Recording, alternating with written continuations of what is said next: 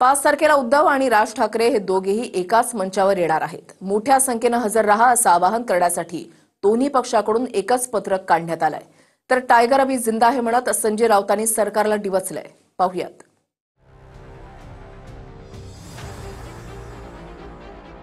वरळीला जे डोम सभागृह आहे मोठं, तिथे हा सोहळा करावा। ठाकरे एकत्र येतील त्या कार्यक्रमाच्या व्यासपीठावर 5 तारखेला मुंबईच्या वरळी डोम इथं ठाकरे बंधूंचा एकत्र मेळावा होणार आहे। त्यासाठी मनसे आणि ठाकरेंच्या शिवसेनेनं एकत्रित पत्र काढलंय। आवाज मराठीचा वाजत गाजत या, जल्लोषात गुलाल उधळत या, आम्ही वाट बघतोय राज ठाकरे आणि उद्धव ठाकरे। सन्माननीय मनसे प्रमुख राज ठाकरे यांच्याशी चर्चा झाली। माननीय उद्धव साहेब शिवसेना पक्षप्रमुखांशी चर्चा झाली आणि त्यानंतर असं ठरलं की वरळीला जे डोम सभागृह आहे मोठं, तिथे हा सोहळा करावा। शिवसेनेचे वाघ जिवंत आहेत। बरं, मला सवय आता बघा, नरेंद्र मोदी देशाचे प्रधानमंत्री आहेत, अमित शाह या देशाचे गृहमंत्री आहेत, फडणवीस या राज्याचे मुख्यमंत्री आहेत आणि या तिघांनी मिळून शिवसेना तोडली, म्हणजे महाराष्ट्र कमजोर करण्याचा प्रयत्न। त्यामुळे त्यांना मी सांगितलं की आहोत आम्ही अजून, टायगर है भी जिंदे है, सब जिंदा है जगह जगह पे। जल्लोष करायचा असेल तर त्या दोघांना एवढंच म्हणेन की ज्यांनी या GR वर मराठी माणसाची निष्ठेची भूमिका घेतली त्या देवेंद्रजींचं अभिनंदन जरूर करावं। तिकडे कद्रूपणा करू नये, तेवढा भाषणात उल्लेख जरूर करावा। तर संजय राऊतांनी ही ट्विट करत ठाकरे येत आहेत असं म्हटलंय।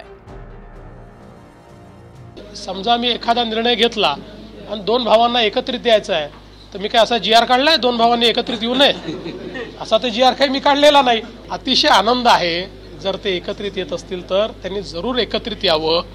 फक्त मी कालच म्हटलं राज ठाकरे आम्हाला प्रश्न विचारतात, तोच प्रश्न त्यांनी उद्धव ठाकरेंना विचारला पाहिजे की तुमच्या काळामध्ये 1ली ते 12वी हिंदी सक्तीचा निर्णय का घेण्यात आला, हा प्रश्न कधीतरी विचारला पाहिजे।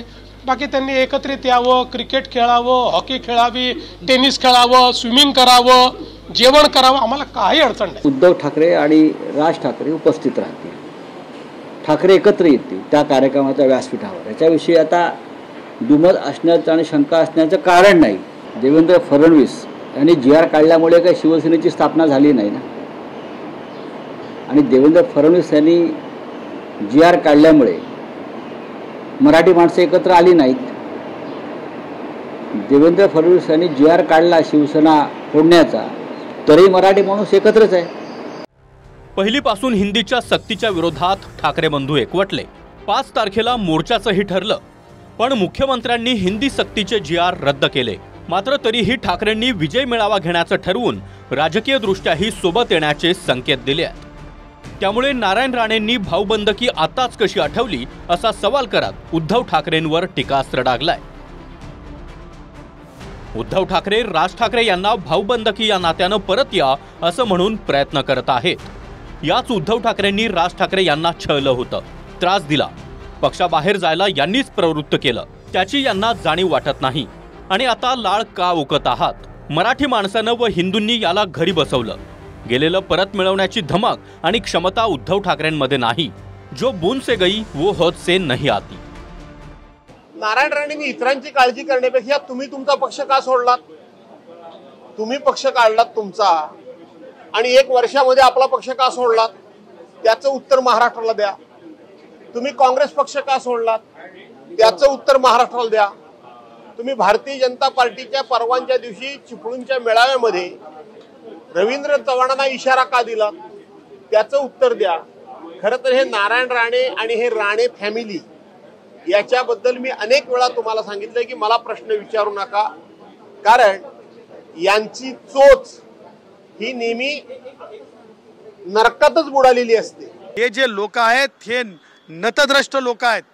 ह्या लोकांमुळे मराठी शाळा बंद पडतील, त्यामुळे मराठी शाळेंवर मोठं गंडांतर ह्या नॅशनल एज्युकेशन पॉलिसीच्या मार्गाने 3 भाषा शिकण्याला थांबवण्याचं घाट जे उद्धव ठाकरेंनी अगोदर तर मान्यता दिली, परंतु आता ढोंग करत ढोंग करत, मला हे म्हणायचं नाही लबाड लांडगं ढोंग करतंय, लबाड लांडगं ढोंग करतंय, परंतु लग्न करायचं सोंग करतंय. यायच्या युतीच्या राजकारणासाठी, यायच्या जोडीच्या राजकारणासाठी खऱ्या अर्थानं गरीब मुलांची वाट लागत आहे. याआधी शरद पवारांच्या 75व्या वाढदिवसानिमित्त 2015 मध्ये उद्धव ठाकरे आणि राज ठाकरे एकाच मंचावर आले होते.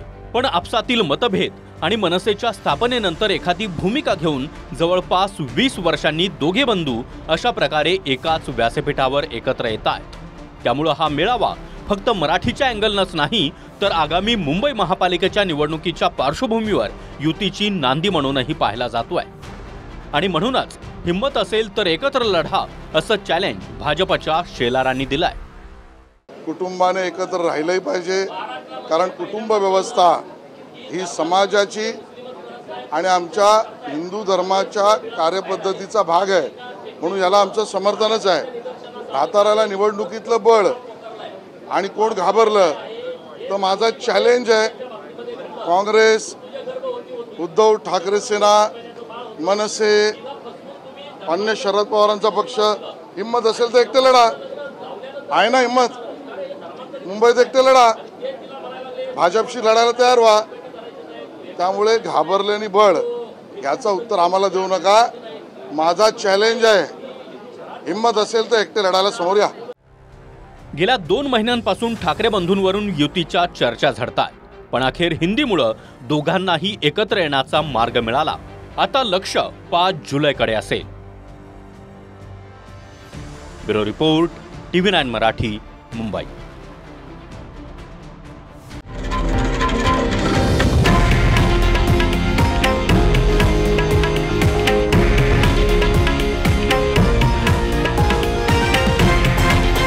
हे आहे देशातील नंबर 1 न्यूज नेटवर्क आणि आपण पाहत आहात TV9 मराठी, एकमेव.